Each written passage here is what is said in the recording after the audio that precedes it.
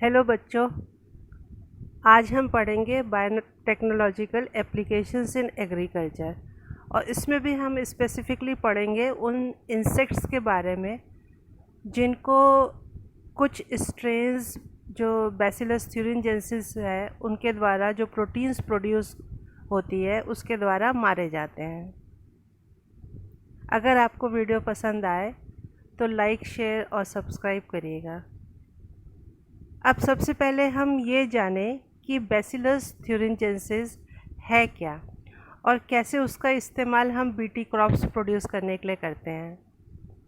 तो bacillus thuringiensis एक common rod shaped gram positive soil bacterium है।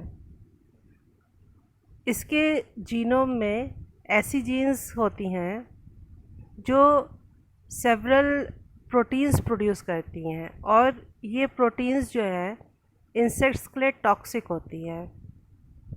अब इसके बारे में थोड़ा डिटेल से जानें हम कि ये कैसे होता है। बैसिलस thuringiensis अपने एक पर्टिकुलर ग्रोथ के फेज़ में जो स्पोरुलेशन होता है प्रोटीन क्रिस्टल्स बनाती हैं।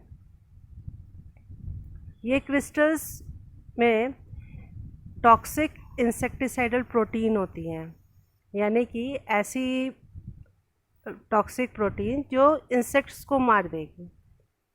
और ये प्रोटीन इनएक्टिव प्रोटोटॉक्सिन के फॉर्म पे होती है। इनएक्टिव प्रोटोटॉक्सिन के फॉर्म में मतलब कि ये उस बैसिलस को कोई नुकसान नहीं पहुंचाएगी।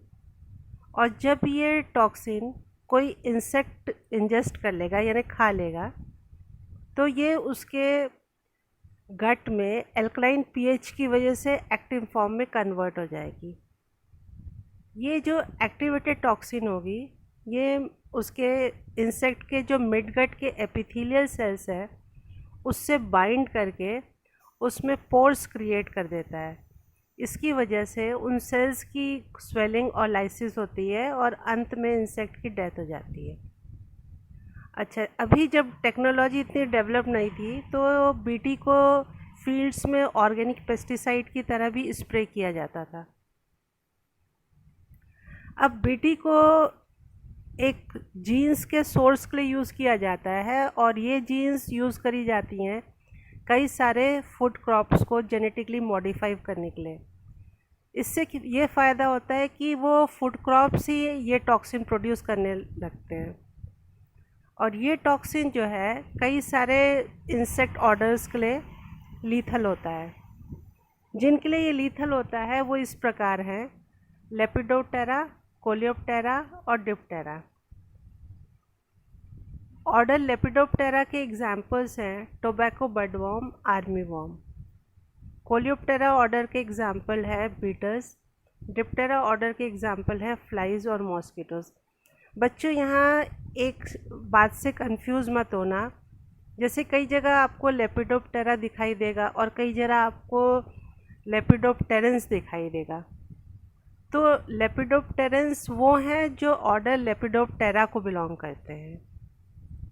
अब सवाल ये उठता है कि ये जो है बीटी प्रोटीन्स क्रॉप्स में कैसे इंट्रोड्यूस करे जाएंगे। तो ये जेनेटिक इंजीनियरिंग के थ्रू है और इसके थ्रू जो है बायोटेक्नोलॉजी का रोल आता है। जो बीटी क्रॉप वैरायटीज़ होती हैं वो इस तरह से उनकी इंजीनियरिंग की जाती है कि वो प्रोटीन प्रोड्यूस करे जो स्पेसिफिक इंसेक्ट्स के लिए टॉक्सिक है। ऐसा नहीं कि सारे इंसेक्ट्स को मार देगा, वो स्पेसिफिक इंसेक्ट्स को ही मारेगा और वो उन एरियाज़ में यूज़ करे जाएंगे वो वैरायटीज़ जहाँ पे वो जो पर्टिकुलर इंसेक्ट है या पेस्ट है वहाँ उसका इन्फेस्टेशन ज़्यादा हो, मतलब वो वहाँ पे ज़्यादा हो। हर एक बीटी स्ट्रेन एक नैरो रेंज ऑफ इंसेक्ट्स के लिए स्पेसिफिक होता है। इसको हम कहते हैं इंसेक्ट ग्रुप स्पेसिफिक। ये जो है नेचुरल एनिमीज़ ऑफ इंसेक्ट्स या हनी बीज और कोई पॉलिनेटर्स को अफेक्ट नहीं करता है, उनको कोई हार्म नहीं पहुंचाता है। अब इन इंसेक्ट रेसिस्टेंट प्लांट्स जो है इनको यूज़ करने से हमको फ़ायदा जो एक और है वो ये है कि इनकी वजह से जो केमिकल इंसेक्टिसाइड स्प्रेज है उनका यूज़ जो है कम हो जाता है। और ये जो केमिकल वाले इंसेक्टिसाइड स्प्रेज हैं ये काफ़ी टॉक्सिक भी होते हैं और महंगे भी होते हैं। एक सवाल और भी हमारे दिमाग में आता है कि ऐसे क्रॉप्स यूज़ करने से क्या इंसान और दूसरे मैमल्स को भी नुकसान पहुंचेगा? तो इसका जवाब है नहीं, ये इंसान और दूसरे मैमल्स के लिए टॉक्सिक नहीं है। पर एक और जो बहुत इम्पॉर्टेंट एस्पेक्ट है इसका वो ये है कि क्योंकि हमने प्लांट्स में नया जेनेटिक मटेरियल डाला है तो ये एक पोटेंशियल सोर्स ऑफ एलर्जेंस हैं और इसी कारण से बीटी के कुछ स्ट्रेन्स जो हैं ह्यूमन कंजम्पशन के लिए जो है अभी अप्रूव नहीं हुए हैं। अब बेटा हम लोग के सामने जो ये प्रॉब्लम आती है कि हम इनको याद कैसे करें, ऑर्डर्स को और उनके एग्जाम्पल्स को। तो आपको मदद करने के लिए मैंने निमोनिक्स बनाए हुए हैं, वो इस प्रकार हैं। अच्छा बच्चों, एक इम्पॉर्टेंट बात जो मुझे आप लोग को और बतानी थी वो ये है कि आप जो है ऐसा ना करिएगा कि टोटली आप YouTube डिपेंडेंट हो जाएं पढ़ाई के लिए। आप अपने आप भी पढ़िएगा। उससे क्या होगा कि आपके जो पढ़ने का लेवल है वो बढ़ेगा और आप सब कुछ ऐसा नहीं सोचोगे कि सब कुछ रेडीमेड आपको मिल जाए, तो आप कई चीज़ें और भी पढ़ोगे। हाँ, जिस बात में आपको प्रॉब्लम लगती है, आप उसमें अटक जाते हो, समझ में नहीं आता, उसके लिए आप ज़रूर इधर उधर से मदद ले सकते हो, पर अपने रीडिंग हैबिट्स को आप बिल्कुल रेड्यूस करके ज़ीरो पे मत ले आइएगा कि हर एक चीज़ में आप मोबाइल ले रहे हैं और आप देख के पढ़ना चालू कर रहे हैं। तो हम आते हैं पहले निमोनिक की तरफ। फर्स्ट सेंटेंस है, हमारे पास बेस्ट एलसीडी टीवी है। इसमें बेस्ट का बी और टी आपको याद दिलाएगा कि ये निमोनिक बीटी के लिए है। एलसीडी आपको उन ऑर्डर्स की याद दिलाएगा जिनका एग्जाम्पल हमको याद करने हैं। अब इसमें मैंने लिखा है best for bacillus thuringiensis. LCD में एल फॉर लेपिडोप्टेरेंस। लेपिडोप्टेरेंस यानी कि ऑर्डर लेपिडोप्टेरा को बिलोंग करने वाले एग्जाम्पल्स। सी स्टैंड करता है कोलियोप्टेरेंस के लिए, यानी कि ऑर्डर कोलियोप्टेरा को बिलोंग करने वाले एग्जाम्पल्स। डी स्टैंड करता है डिप्टेरेंस के लिए, यानी कि ऑर्डर डिप्टेरा को बिलोंग करने वाले एग्जाम्पल्स।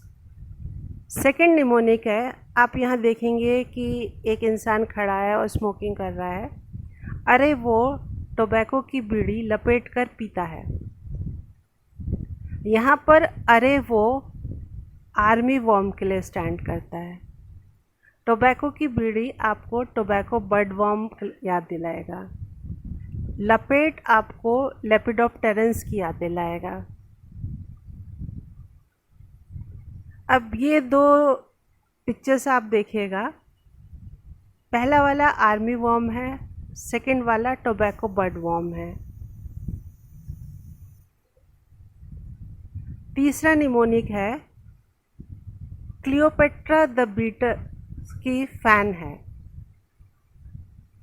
क्लियोपेट्रा आपको कोलियोप्टेरेंस की याद दिलाएगा, बीटल्स आपको बीटल्स की याद दिलाएगा। यहाँ ध्यान से देखिएगा, एक सुंदर सी लड़की बनी है जिसका नाम हमने क्लियोपेट्रा रखा है, और द बीटल्स को तो आप जानते ही होंगे, और जो हमारा कॉमन बीटल्स है इसको भी आप पहचान रहे हैं, इसकी भी फ़ोटो बनी है बगल में। चौथा निमोनिक है, डीपी में कोई मक्खी और मच्छर की फ़ोटो थोड़ी लगाता है। डीपी जो हमारी डिस्प्ले पिक्चर के लिए हम यूज़ करते हैं वो आपको डिप्टेरेंस की याद दिलाएगा। मक्खी आप जानते हैं, जैसे कि मक्खी फ्लाइज को बोलते हैं।